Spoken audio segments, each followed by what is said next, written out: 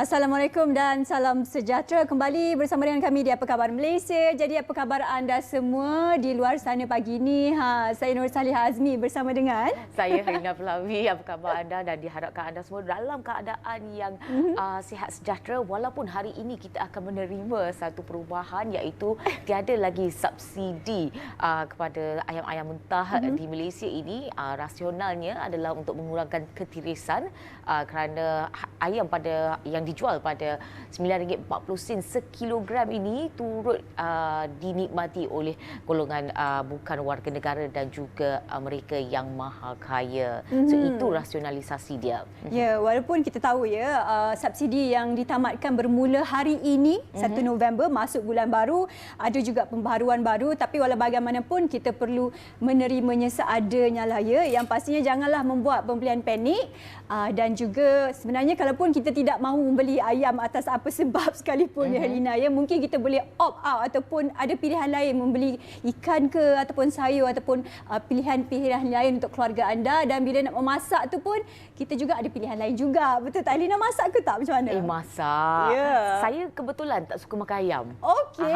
So dia tak menjadi masalah kat saya lah. Tapi kepada anda di luar sana, terutama yang mempunyai anak-anak yang sangat suka makan ayam, terutama ayam goreng dan sebagainya, jangan risau. Kerajaan memberi jaminan bahawa harga akan dikawal, dan juga kalau menteri juga mengatakan bahawa mereka akan menempatkan 900 pegawai pemantauan harga ke atas semua kawasan bermula hari ini untuk memastikan harga ayam itu terkawal dan mengambil tindakan undang-undang jika perlu.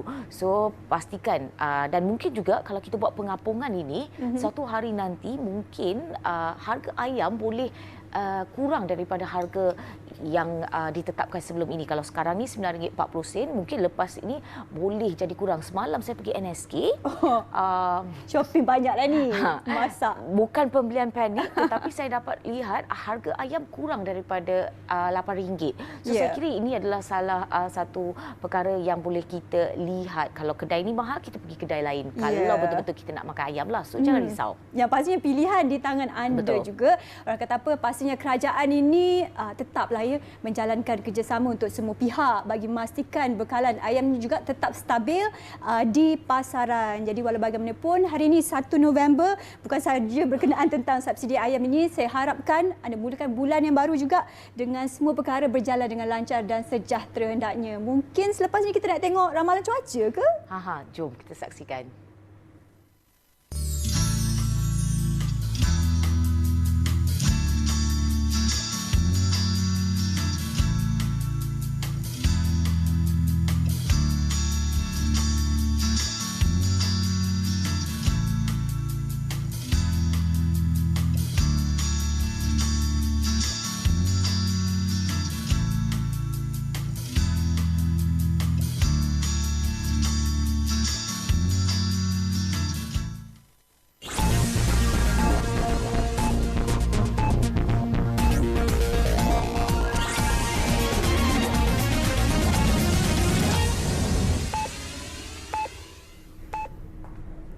Assalamualaikum dan salam Malaysia Madani. Bersama saya Hanim Junaibi dari Bilik Berita. Pihak pengurusan Majlis Amanah MARA diarah memberi laporan penuh berhubung isu telur rebus buruk yang didakwa dihidang kepada pelajar di sebuah maktab rendah Sains MARA di Negeri Sembilan semalam. Pengerusi MARA, Datuk Dr. Ashraf Wajdi Dusuki memaklumkan menerima banyak mesej dan aduan melalui media sosial mengenai isu itu. Dalam kenyataan yang dimuat naik di Facebook hari ini, beliau memaklumkan sudah mengarahkan timbalan Ketua Pengarah Pendidikan MARA untuk segera siasat dan mengambil tindakan tegas agar kes seperti ini tidak berulang. Beliau juga sudah meminta laporan penuh daripada pengurusan MARA selewat-lewatnya esok. Datuk Ashraf Wajdi menegaskan tidak akan berkompromi terhadap mana-mana pihak yang mengambil mudah isu penyediaan makanan pelajar, terutama kontraktor Dewan Selera. Ujarnya jika didapati kecuaian ini benar-benar berlaku, MARA akan ambil tindakan tegas termasuk menamatkan kontrak seperti perjanjian dan peraturan ditentukan. Terdahulu beberapa gambar menunjukkan telur rebus buruk didakwa dihidang kepada pelajar di sebuah MRSM di Negeri Sembilan tertular di media sosial.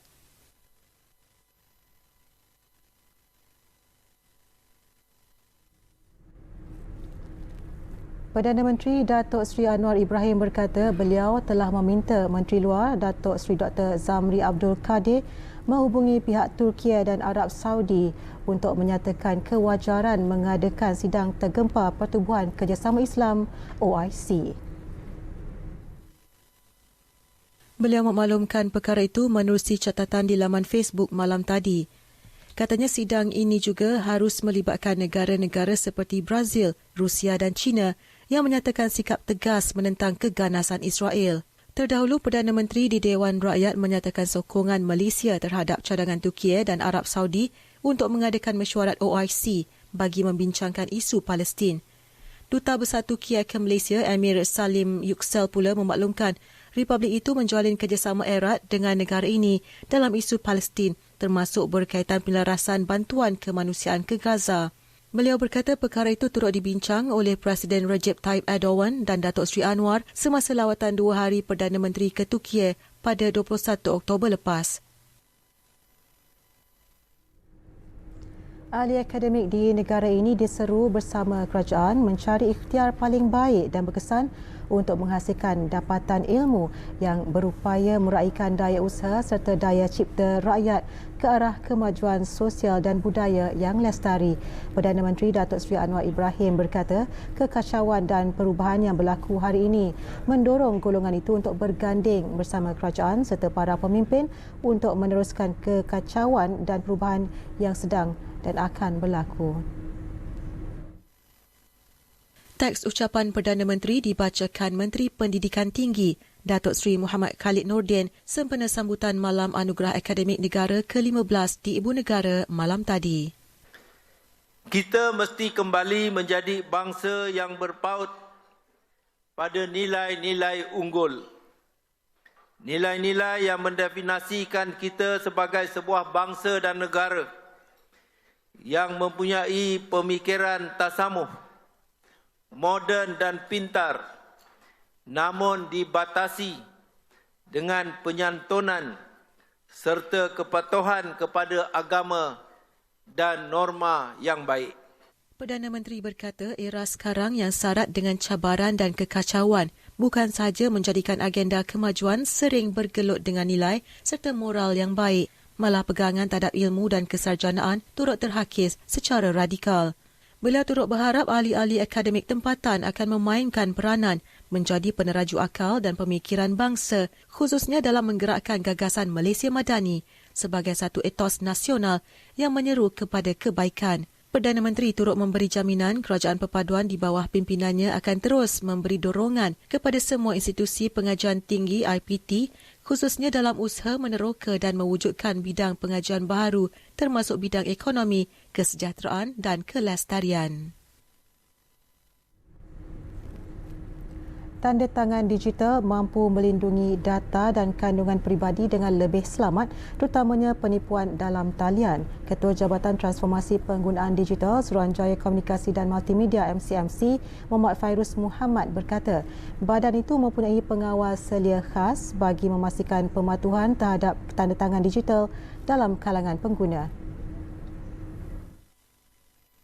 Muhammad Fairuz berkata, penipuan dalam talian atau scam bukan sahaja melibatkan identiti dan dokumen palsu, malah pemalsuan tanda tangan.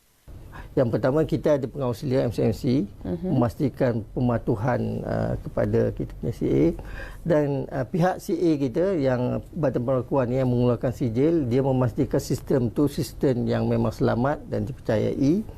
Dan juga kita ada fungsi kita punya badan audit lah, mengaudit kita punya CA dan tanggungjawab pengguna. Sebenarnya dari segi dokumen yang apabila kita menggunakan digital, dari segi integriti dokumen tu tinggi. Beliau ditemui ketika menjadi tetamu program Ruang Bicara terbitan Bernama TV malam tadi. Sebelum ini, kerajaan di bawah rangka tindakan My Digital berhasrat memberi tumpuan kepada penambahbaikan perkhidmatan awam menerusi penyampaian digital. Justru tanda tangan digital berperanan penting untuk memastikan kesahihan tanda tangan individu sekaligus mengekang risiko kebocoran maklumat dan penyalahgunaan kuasa.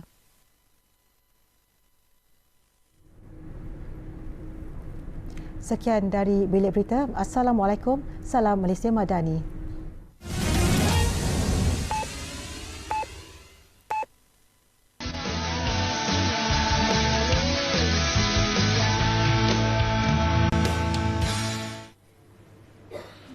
Kembali bersama kami dalam Apa Khabar Malaysia, dan kepada mereka yang sedang mencari jalan untuk mengurangkan kos sara hidup, menambah pendapatan, ini mungkin satu peluang untuk anda untuk menambah pendapatan dan juga memulakan perniagaan secara kecil-kecilan ataupun dengan tunjuk ajar.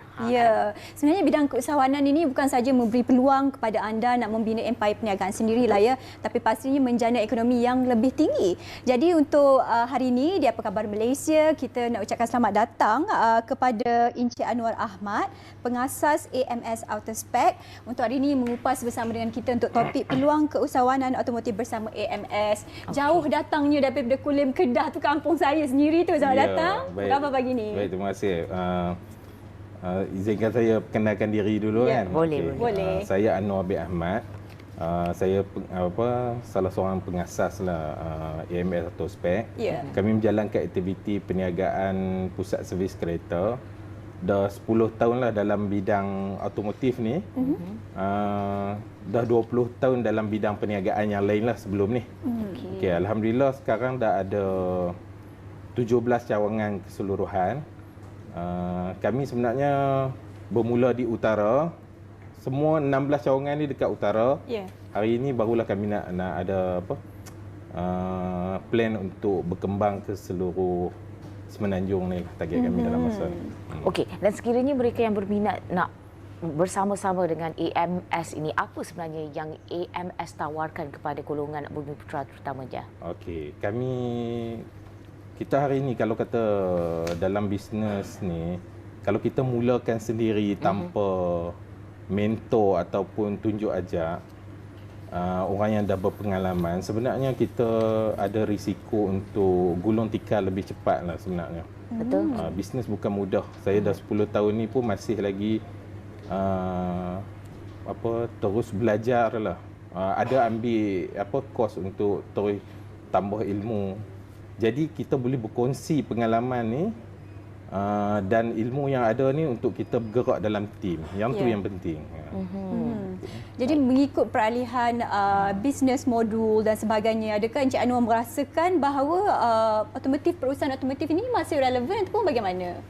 Okey, kalau kata kita otomotif ni kan, sebenarnya kalau kita tengok masih ada kereta yang orang pakai di luar ni, benda tu rasanya masih relevan lah. Kalau kata hari ini cuma cabaran ni, sekarang orang yang otomotif ni dia risau bertukar kepada EV kan, electrical vehicle ni mungkin menjejaskan, contoh tak ada enjin, mungkin ada part-part yang kita tak boleh jual sebelum ni, jual minyak enjin, minyak gear yang berkaitan dengan enjin ni tak ada. Tapi kalau kita tengok balik dekat Malaysia ni, pengeluar utama kereta nasional masih keluarkan kereta yang berbentuk macam ni. Saya rasa dalam masa 10 hingga 20 tahun ni, saya rasa tak ada masalah, kita masih boleh buat profit yang banyak lah dalam bidang ni. Okey, dan kalau mereka yang di luar sana berminat untuk bekerjasama dengan AMS ini, apa kelebihan AMS sebagai pusat servis kereta dan juga aircon ini berbanding dengan pusat servis yang lain? Okey, sebenarnya dalam masa kami menjalankan perniagaan ni, kajian kami dapat jawapan sebenarnya demand yang tinggi dekat automotif ni sebenarnya duduk dekat servis berkala. Dia bukan dekat repair. Jadi faham? Kepada servis berkala ni kita panggil fast moving item ni. Yang ni yang sebenarnya demand dekat situ tinggi. Jadi dulu kami memang buat semua job berkaitan automotif. Tapi hari ini kami dah berubah sikit, kami dah lebih fokus kepada servis berkala ni. Lagi satu, kurang risiko. Kalau untuk repair ni, kadang risiko hutang tu tinggi. Saya dah ada pengalaman tu. Untuk bila kita fokus kepada servis yang berkala ni, dia punya jumlah sale ni memang rendah, tapi volume tu tinggi. Yang tu kami ada pengalaman yang banyak untuk memberi tunjuk ajar untuk fokus mana yang perlu kita dapatkan sale dengan cepat. Banyak marketing kami yang sebenarnya fokus kepada masa. Kami bagi training kepada pekerja kami untuk fokus menyelesaikan job-job servis ni dalam masa yang ditetapkan. Jadi contoh yang marketing yang kami buat, tukar minyak 20 minit. Macam tu, kami fokus macam ni. Jadi benda ni buat kami ada satu unique selling point yang luar daripada pesaing-pesaing kami lah. Tak payahlah tunggu lama. Ya, kami selalu fokus benda ni. Banyak iklan kami main pasal masa. Faham. Sebab biasa kita pergi tukar minyak kereta pun mengambil masa juga. Jadi 20 minit tu saya kira tu memang singkat lah masanya. Jadi mungkin apa lagi perbezaan yang Cik Anwar kongsikan dengan kita AMS Auto Spec ni dengan kedai-kedai yang di luar sana memberikan perkhidmatan yang sama juga? Okey, sekarang ni untuk bermula buat bengkel ni, sebelum ni kalau kita dengar sistem licensing lah. Licensing ni banyak dimonopoli oleh kira dominannya orang yang buat bisnes F&B tau. Tapi makanan kan. Tapi hari ni AMS sebenarnya tahun lepas kami dah start buat sistem licensing ni. Jadi selepas buat sistem licensing ni kami berkembang daripada 9 cawangan kepada 17 cawangan sekarang tahun ni. Jadi kami offer kepada siapa yang berminat lah kan. Kalau kata mungkin dia orang ada duit tapi dia orang tak ada ilmu, takut nak bermula. Yang tu yang kami boleh offer sebenarnya. Okey, dan bercakap tentang itu, bila kita dah buat licensing dengan AMS spec ini, apa yang bakal mereka lalui? Apa yang perlu mereka sediakan? Yang pertamanya modal lah kan. Modal. Tapi yang tu boleh secara detail kita boleh hubungi kami lah kan. Jadi kami sediakan training untuk pekerja yang macam tadi saya cakap, kita fokus kepada part yang kita boleh buat sale. So pekerja tu bila kita training pekerja, adakah pekerja kami yang buat interview. Kami yang buat interview. Untuk apa sebenarnya tugas AMS dengan tugas bakal usahawan yang ada lesen ini? Kami ni licensor ni kita sebetulnya kami bagi training dan juga kami bagi nama. AMS ni dekat utara, alhamdulillah dah ada 16 cawangan ni agak dikenali lah berbanding dengan pesaing-pesaing lain lah. Cuma kami boleh memberi pendidikan berkenaan otomotif ni. Satu secara teknikal, satu lagi secara bagaimana nak buat marketing dan sale. Kami ada pengalaman tu lah. Dalam AMS ni ada licensor dan juga lisensi ni juga Jadi bagaimana cabaran yang dihadapi oleh licensor ni sendiri memilih lisensi ni, ada ataupun sukarannya ataupun cabarannya, mungkin bagaimana? Sebenarnya semua sektor hari ini kan, saya ada berjumpa banyak usahawan. Dari segi nak mendapatkan pekerja tu memang ada masalah sikit lah. Hari ini tak sama macam dulu tau. Sebab mungkin hari ini dah ada kerja-kerja yang lebih mudah lah. Mungkin banyak yang nak jadi influencer kot. Tapi kita kena lebih berusaha lah. Saya banyak berjumpa dengan institusi pendidikan yang menyediakan latihan otomotif ni. Jadi kami bekerjasama dengan institusi ni untuk dapatkan tenaga mahirnya dari situ. Dan daripada segi stok dan sebagainya bagaimana ia diuruskan? Stok ada bahagian yang HQ ambil part dan ada bahagian yang lisensi sendiri, cawangan tu sendiri boleh ni ada tak boleh HQ uruskan semua sebab kereta ni kita tahu dia macam-macam jenis kan. Kadang benda tu nak cepat. Jadi kita memang membenarkanlah lisensi ni untuk membuat belian sendiri. Apa lagi macam keperluan ataupun requirement yang diperlukan dalam pemilihan lisensi ini sebagai salah seorang pengasas lah untuk AMS atau spek ni? Sebenarnya Selain ada modal. Ya, modal tu paling penting. Apa lagi? Sebenarnya semua orang boleh kot. Saya tak ada lah nak kategori macam mana kan. Cuma kalau kata orang tu ada daya usaha lah. Dia ada jiwa nak buat bisnes lah, jiwa usahawan ni. Lagi satu dia ada jiwa nak bagi manfaat kat orang. Sebenarnya banyak usahawan yang saya jumpa, dia ada satu karakter tau. Dia memang nak lahirkan orang yang berjaya. Dia memang nak share, dia suka berkongsi. Sebab tu juga kami pun sebenarnya asalnya nak buka peluang pekerjaan, tapi hari ini saya rasa dah start nak buka peluang keusahawanan yang banyaklah kepada terutamanya Bumi Putra lah. Okey, dan saya nak tanya lagi franchise licensor dan juga lisensi ni. Okey, kalau sistem pengurusan itu, sistem key in POS sistem tu bagaimana? Adakah ia diuruskan oleh AMS ataupun sendiri-sendiri? Okey, kita ada POS sistem, kita dah ada lah. Semua tu centralized ke HQ. Kira setiap yang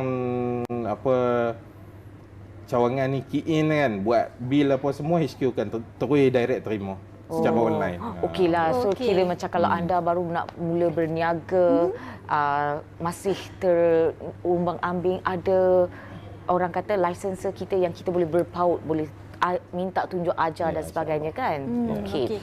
Dan lama dalam bidang ni sebagai salah seorang pengasas juga lah Encik Anwar ya. Kepada semua yang baru bermula, yang orang kata masih takut-takut, fikir-fikir, macam ragu-ragu lagi nak mula ataupun tidak mula. Jadi apa nasihat Encik Anwar kepada mereka semua kat luar sana? Okey, kepada saya rasalah sebelum nak mulakan apa-apa bisnes lah, sebenarnya cari ilmu dululah. Sebab kita nak dapatkan modal ni bukan mudah sebenarnya. Nak buat yang lisensi kami ni pun sebenarnya perlukan ratusan ribu juga sebenarnya. Jadi kalau kata kita mula bisnes tanpa mentor ataupun kita gamble sendiri je, saya takut benda tu kita bazirkan modal. Okey, bercakap tentang modal ni, pembaziran dan sebagainya, ada tak garanti yang disediakan oleh AMS kalau kepada usahawan yang bernaung di bawah AMS ini? Okey, garanti ni bisnes ni tak ada jaminan pun sebenarnya. Tapi kalaulah berlaku contohlah ada cawangan yang macam dah buat macam-macam tak boleh perform kan. Sebenarnya ada exit plan dia. Kita mungkin tukar tempat. Kita dah sebelum kita pilih tempat tu kita dah buat SWOT analysis macam-macam kan. Tapi tak naik juga. Tapi kita ada cara. Mungkin kita perlu top up modal sikit dan kita pindah ke tempat yang baru. Itu salah satu cara lah. Lega kami dengar kan. So tak adalah perancangan seterusnya dan sebagainya. Baik, terima kasih Encik Anwar Ahmad, pengasas AMS Autospec atas perkongsian tentang peluang keusahawanan otomotif bersama dengan Apa Khabar Malaysia pagi ini. Terima kasih sekali lagi dan kita nak berehat seketika, kembali selepas ini. Kembali.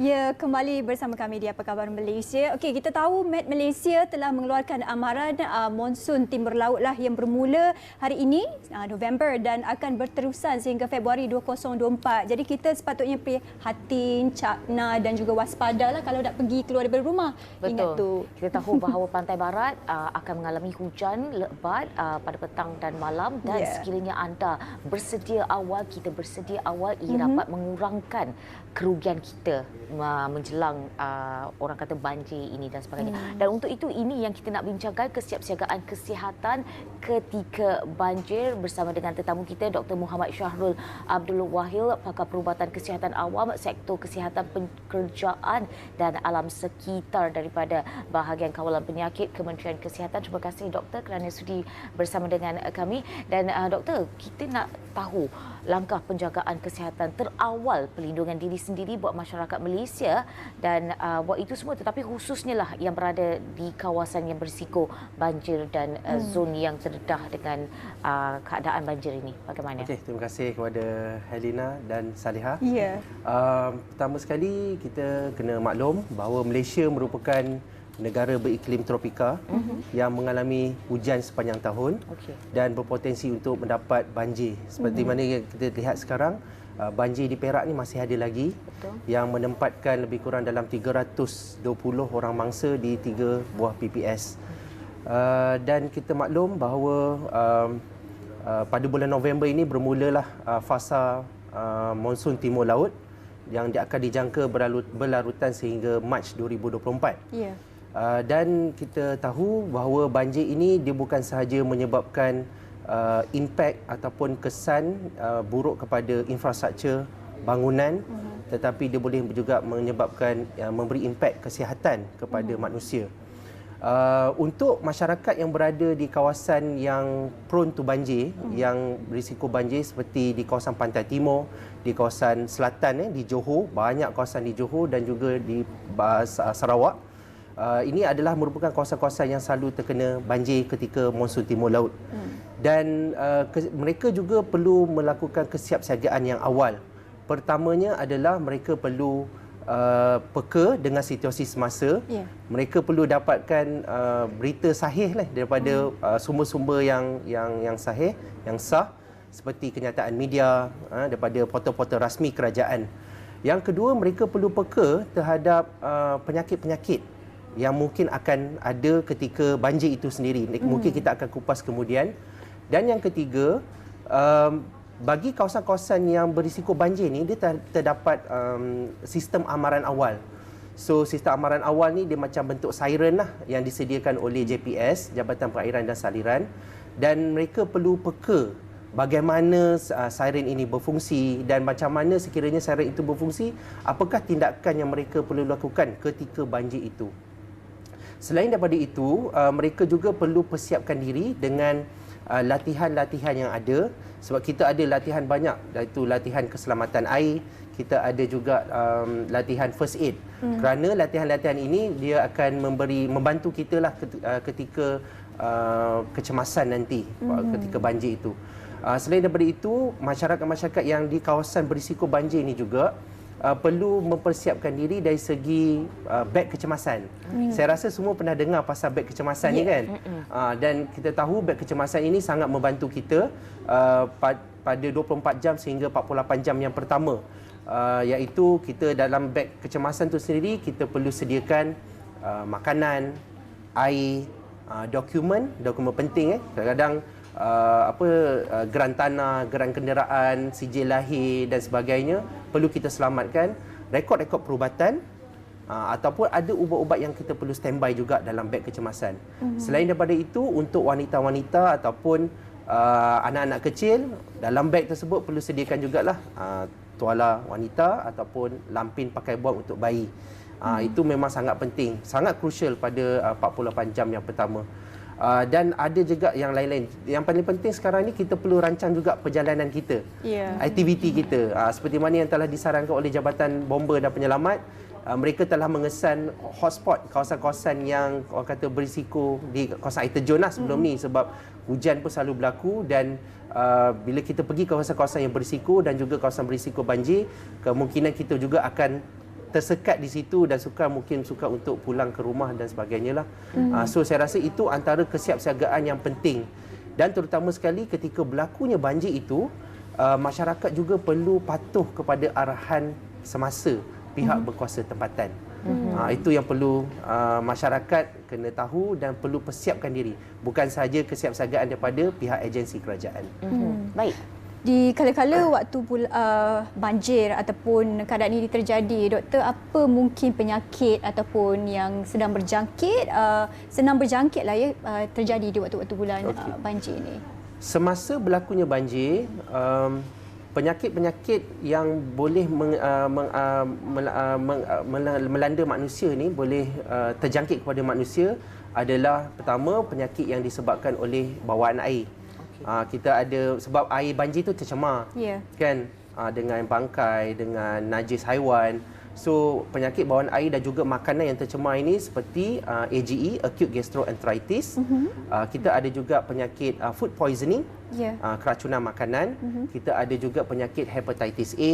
Kita ada penyakit kolera, taun, Melayu panggil taun, dan juga penyakit demam kepialu iaitu typhoid. Itu adalah penyakit yang dibawa oleh air dan makanan. Kita juga ada penyakit yang dibawa melalui pernafasan, sistem pernafasan. Seperti respiratory tract infection, pernafasan atas, bahagian atas, dan juga COVID-19. So COVID-19 juga boleh berlaku di tempat-tempat pusat pemindahan sementara juga, sebab disebabkan mungkin kawasan yang sesak dan ada pencampuran antara pesakit dan juga mangsa banjir yang sihat. Selain daripada itu, kita juga ada penyakit yang disebarkan melalui air yang tercemar ataupun tanah lumpur yang tercemar. Contohnya penyakit leptospirosis, iaitu kuman yang penyakit kencing tikus tu, dan juga binatang-binatang yang lain lah, air kencing tu, dan juga penyakit meliodosis. Dan penyakit ni memang kita risaulah sebab dia boleh mengakibatkan komplikasi, terutama di kalangan pesakit-pesakit kronik seperti kencing manis, dan juga dia boleh menyebabkan kematian. Itu yang kita takut. Okey. So bagaimana kita nak mengenal pasti simptom-simptom ini? Okey. Simptom-simptom untuk penyakit berjangkit ni sebenarnya dia kalau macam tadi penyakit bawaan air, dia boleh mengakibatkan muntah, cerit-berit. Kadang-kadang cerit-berit tu dia macam watery, dia berair. Dan juga mungkin ada darah juga, boleh jadi, terutama di kalangan kanak-kanak, kita panggil dysentery. Dan juga sakit perut lah, mereka akan sentiasa ada sakit perut, dan juga kadang-kadang demam. Untuk macam penyakit leptospirosis dan juga meliodosis itu, kadang-kadang dia boleh menyebabkan kekuningan kulit, sebab dah komplikasi, dia menyebabkan organ dalaman dah tak berfungsi, so dia akan menyebabkan komplikasi lebih teruk lah. So secara umumnya itulah untuk penyakit bawaan air dan makanan. Dan untuk penyakit yang disebarkan melalui pernafasan tadi, batuk, sesama, sakit tekak, sakit kerongkong dan sebagainya. Itu berkenaan tentang penyakit yang mudah berjangkit. Adakah penyakit yang tidak berjangkit seperti macam darah tinggi, kencing manis yang melibatkan golongan yang lebih berumur dan sebagainya menjadi kerisauan ataupun concern di tempat PPS ini? Bagaimana, doktor? Selain daripada penyakit berjangkit, kita juga concern, risau berkenaan dengan penyakit tidak berjangkit. Seperti penyakit kencing manis, darah tinggi, kerana pesakit kronik ni dia memerlukan rawatan yang berterusan. Kadang-kadang bila banjir itu berlaku, ubat terputus dan mereka pun tak dapat menjaga dari segi makan minum mereka. So kawalan itu mungkin akan terganggu. Tetapi saya ingin juga sentuh berkenaan dengan penyakit tidak berjangkit ini, iaitu penyakit yang berkaitan dengan kesihatan mental. Sebab bila banjir dia akan menyebabkan kerosakan harta benda, ada yang hilang rumah, hilang kenderaan pun ditenggelami air, dan dia akan menyebabkan stres, anxiety, kerisauan. Kadang-kadang ahli keluarga tak jumpa lagi. So penyakit yang tidak berjangkit seperti kesihatan mental ini perlu kita ambil berat juga. Dan sebenarnya Kementerian Kesihatan Malaysia ada pasukan mereka sendiri, iaitu kita panggil sebagai MHPSS, iaitu Mental Health Psychosocial Support Service, di mana mangsa-mangsa banjir, anggota penyelamat, anggota kesihatan yang terkesan akibat banjir itu boleh mendapatkan perkhidmatan ini di PPS ataupun di fasiliti-fasiliti yang berhampiran di bawah KKM. Dan saya tertanya juga, bekalan ubat, kalau mereka ditempatkan di PPS, adakah bekalan ubat dibekalkan oleh KKM untuk penyakit tidak berjangkit dan juga mungkin penyakit-penyakit mental ini? Okey. Sebaiknya ketika berlakunya banjir, kita sarankan pesakit-pesakit kronik ini untuk membawa ubat mereka. Membawa semua ubat mereka dan bawa ke PPS. Sebab di PPS itu kita ada pasukan perubatan kita yang mungkin akan menyusun semula ubat-ubatan mereka. Kadang-kadang dilupa kan, makan 3 kali ke 2 kali ke sekali. So pegawai perubatan di sana atau pegawai farmasi akan menyusun semula ubat mereka. Tetapi bagi pesakit yang dah tak ada ubat, mereka boleh mendapatkan bekalan ubat di PPS tersebut ataupun di fasiliti kesihatan. Dan Kementerian Kesihatan Malaysia sendiri sentiasa memastikan agar bekalan ubat ini sentiasa ada. Kebiasaannya kita akan menyediakan standby sebanyak lebih kurang 3 bulan stok di fasiliti-fasiliti kesihatan, termasuklah di PPS. Dan juga ada bekalan standby juga di pembekal-pembekal yang membekalkan ubat tersebut. So kiranya isu bekalan ubat tidak cukup tu insya-Allah tidak akan berlaku. Dan Kementerian Kesihatan Malaysia akan memastikan rakyat kita akan mendapat ubat yang secukupnya bagi kesihatan mereka. Ya, pastinya orang kata keadaan yang huru-hara dan kelang kabut macam tu kan. Ya, Kadang-kadang bagaimana anda nak sediakan ubat-ubatan dan bawa sekali waktu-waktu banjir tersebut kan. Doktor, saya nak ulas kembali yang doktor mengatakan bahawa bila waktu banjir ni lah mungkin rasa tertekan, stres, hypertension dan sebagainya. Adakah petugas kesihatan disediakan di PPS ataupun mungkin ada talian ataupun ada saluran yang mereka boleh capai untuk orang kata bercakap dan sebagainya? Okey.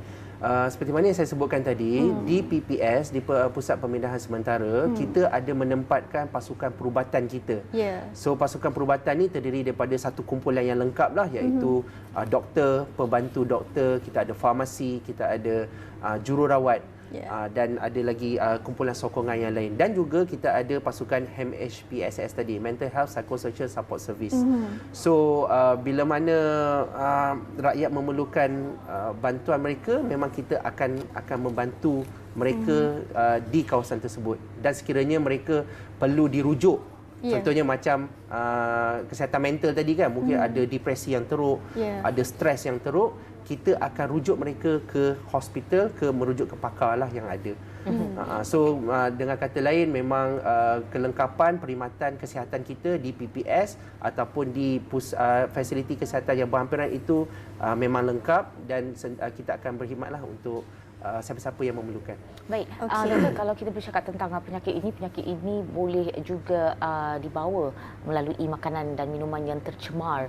Mungkin kita tahu bahawa penyedia makanan mungkin telah menjalankan proses penyediaan makanan di tahap yang paling tinggi. Namun bagaimana kita yang berada di PPS itu untuk mengelakkan silang pencemaran silang dan sebagainya? Apa yang boleh kita lakukan? Di PPS, biasanya pembekal makanan ini telah dilantik oleh pihak kerajaan dan telah memenuhi kriteria yang tersendiri. Standard penyediaan makanan mengikut garis panduan yang telah disediakan. Mereka telah mendapat suntikan typhoid contohnya, dan juga mereka telah mendapatkan latihan yang inklusif lah berkenaan dengan keselamatan makanan. Tetapi mangsa-mangsa di PPS perlu memainkan peranan yang penting, iaitu mereka perlulah mempraktiskan keselamatan makanan itu sendiri. Makanan telah disediakan kan. So mereka pertama sekali mereka perlulah minum air terawat yang telah dimasak. Tak bolehlah minum air banjir kan, yang telah dimasak. Minum air botol mineral mungkin yang telah disediakan oleh pembekal. Yang keduanya, mereka mestilah makan makanan yang telah dimasak, dan mestilah makan untuk tempoh kurang daripada 4 jam selepas penyediaan. Kadang-kadang ada orang disimpan, memang kita ada mendengar komplain daripada PPS yang ada mangsa yang dapat makanan pagi tapi malam baru makan. So tak bolehlah tu. Dan makanan tersebut apabila mangsa telah dapat, mereka perlulah kalau nak makan kemudian pun letaklah di tempat yang selamat. Kadang-kadang kita nampak ada yang letak di atas lantai, itulah tempat jalan orang berjalan, tempat lantai yang kotor. So pencemaran silang itu boleh berlaku.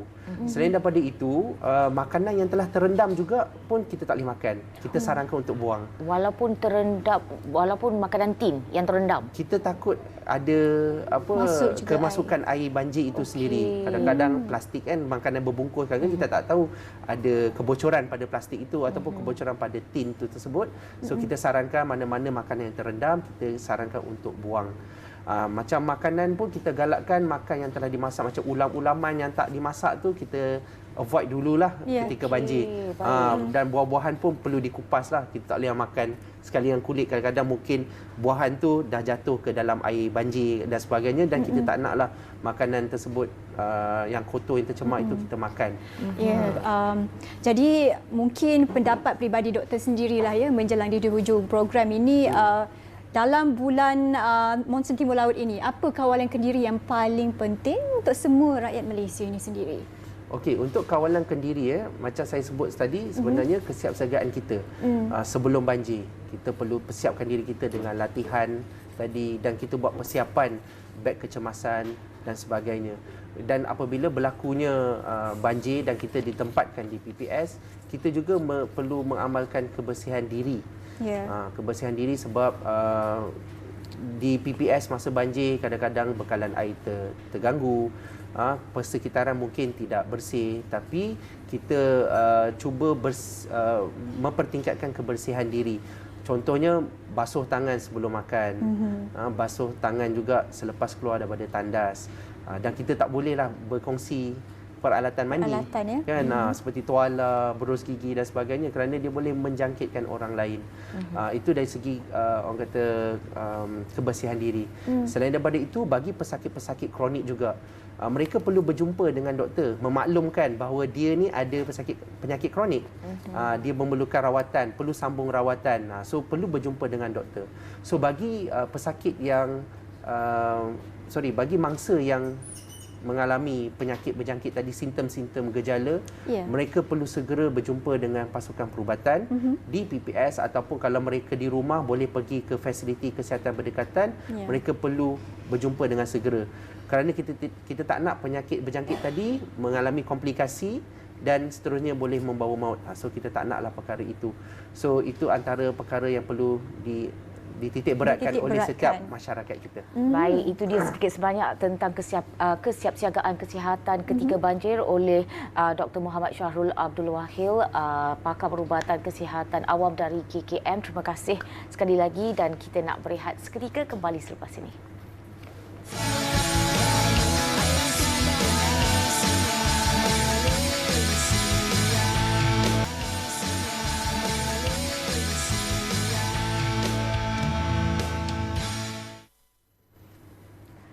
Keluarga adalah segalanya, keluarga harmoni negara madani, dan ini yang akan kita bincangkan bersempena dengan November, bulan keluarga kebangsaan. Ya, bulan keluarga kebangsaan bukan sahaja dijalankan seluruh bulan November ini, tapi hari ini kita nak mengetahui bagaimana kita boleh menyantuni dan juga sokong dan dapatkan juga semangat bulan kebangsaan yang diwujudkan ini. Jadi di studio kita nak ucapkan selamat datang kepada Encik Hairi Fazli Muhammad Akir, Ketua Pengarah Pengurusan Lembaga Penduduk dan Pembangunan Negara LPPKN. Assalamualaikum, selamat datang. Waalaikumsalam, terima kasih. Okey, Encik Hairi. Baik, Tuan, mungkin Tuan nak kongsikan latar belakang mengenai November, bulan keluarga kebangsaan BKK ini.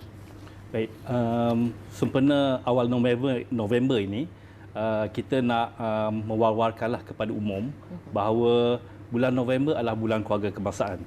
Jadi dari segi sejarah, bulan November sebagai bulan keluarga kebangsaan ni bermula pada tahun 2012 lagi, di mana Perdana Menteri pada ketika itu telah pun mengumumkan bulan November sebagai bulan keluarga kebangsaan di Parlimen. Tapi sebenarnya sejarah tu bermula lebih awal lagi, di mana kita adalah di antara negara terawal yang meraihkan Hari Keluarga dalam bentuk perayaan yang rasmi. Jadi kita telah pemula meraihkan Hari Keluarga Kebangsaan bermula pada tahun 1990 lagi. Jadi dan mengapa saya kata kita antara negara awal, kerana komuniti antarabangsa pun mula meraihkan Hari Keluarga Antarabangsa bermula 1994. Jadi kita lebih awal daripada komuniti antarabangsa dalam meraihkan hari khas untuk keluarga tersebut. Okey. Bercakap tentang bulan keluarga kebangsaan, apa sebenarnya bulan keluarga kebangsaan ini? Okey. Bulan keluarga kebangsaan adalah diilhamkan oleh kerajaan bertujuan untuk mengajak semua masyarakat untuk mengutamakan perspektif dan juga aktiviti-aktiviti berkaitan kekeluargaan. Jadi sekiranya sebelum ni kita ada satu hari khas, Tapi bermula pada 2012 kita dah memperluaskan sambutan ini ke dalam bentuk perayaan sambutan selama 1 bulan. Jadi oleh demikian pelbagai pihak sama ada kerajaan, pihak swasta ataupun NGO ataupun komuniti dan juga individu boleh meraihkan hari inilah, hari khas untuk keluarga ni selama sebulan. Walaupun sebenarnya kita perlu meraihkan keluarga ni setiap hari, tapi bulan keluarga itu menunjukkan satu komitmen kita untuk mengutamakan keluarga tersebut, dan di mana kita boleh memeriahkan keseluruhan bulan November itu sendiri sebagai bulan keluarga kebangsaan. Baik. Okey, Tuan Harim, mungkin kenapa kita nak tahu jugalah untuk tahun ini keluarga harmoni negara madani ini diangkat sebagai tema dan signifikasinya untuk tema ini.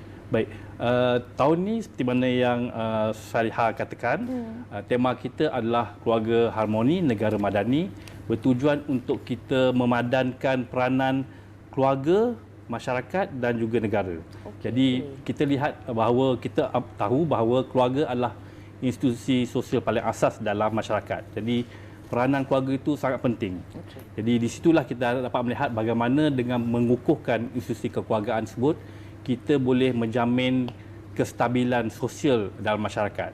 Jadi dalam hal kita melihat kepada mesej yang nak dibawakan dalam tema keluarga harmoni negara madani, kita nak mengarah kepada institusi kekeluargaan kita ni mencapai satu keharmonian, kesejahteraan, dan di mana ianya boleh mendukung kepada hasrat untuk melahirkan sebuah negara yang madani. Jadi di situ dalam tema itu sendiri menunjukkan bagaimana peranan keluarga itu sendiri sangat penting dalam membantu untuk membentuk masyarakat dan juga negara madani lah. Okey, baik. So seterusnya apa aktiviti yang telah dirancang untuk dijalankan untuk kita mencapai segala objektif yang telah disebutkan tadi?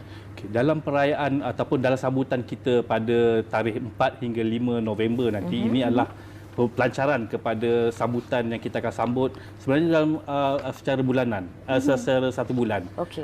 Bermula dengan sambutan pada 4 November, ia akan diikuti dengan sambutan-sambutan di peringkat negeri-negeri. Jadi dalam sambutan yang kita adakan pada 4 hingga 5 November nanti di Dataran Putrajaya, kita akan isikan program dengan aktiviti-aktiviti berbentuk kekeluargaan yang boleh mengeratkan ikatan kekeluargaan dan juga boleh menyatu padukan masyarakat dengan konsep bahawa